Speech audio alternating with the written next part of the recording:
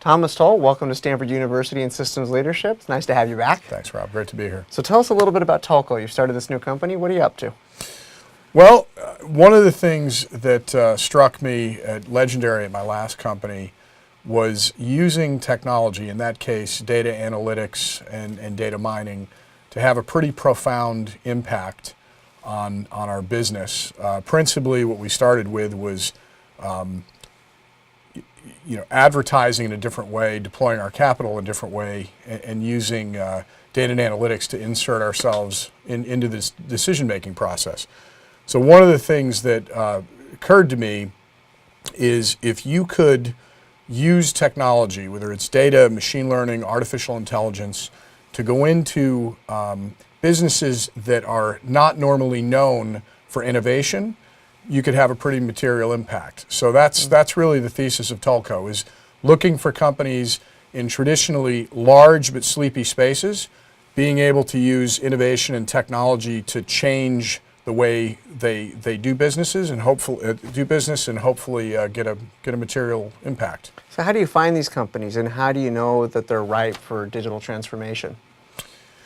Well, I mean, there's no garden variety way that we're finding these companies. We're getting inbound phone calls. We're looking also at different sectors that we think are interesting.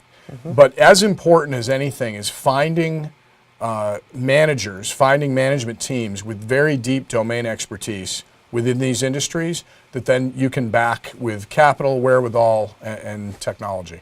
So how do you find these companies adapt to and bring in new technologies like artificial intelligence and machine learning to improve their businesses? What's that process like?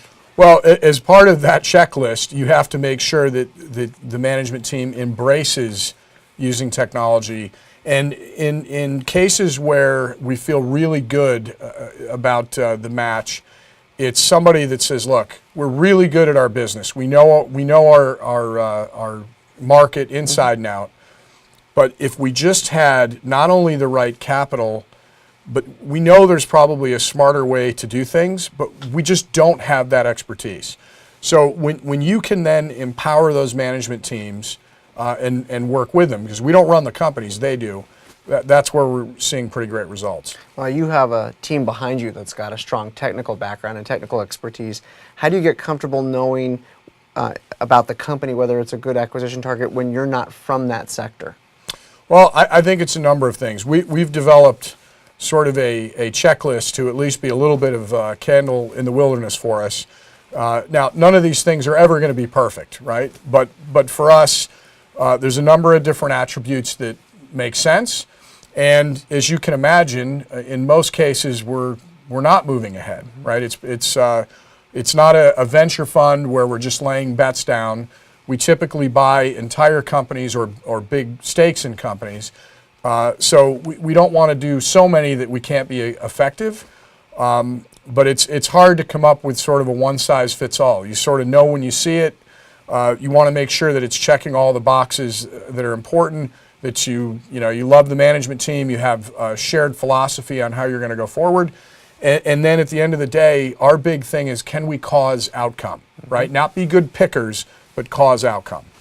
So you're moving your family from Southern California back to Pittsburgh, where you're from originally. Why'd you choose Pittsburgh as opposed to the Bay Area or Boston or some other part of the world? Well, look, I'm an East Coast guy. I bleed black and gold, obviously, with the Steelers. But one of the things that has been unbelievable is to watch the transformation that the city of Pittsburgh has undergone, really pivoting from industry into biomed, incredible technology hub, and Carnegie Mellon University is really right in the center of that and is doing some incredible work around machine learning and AI.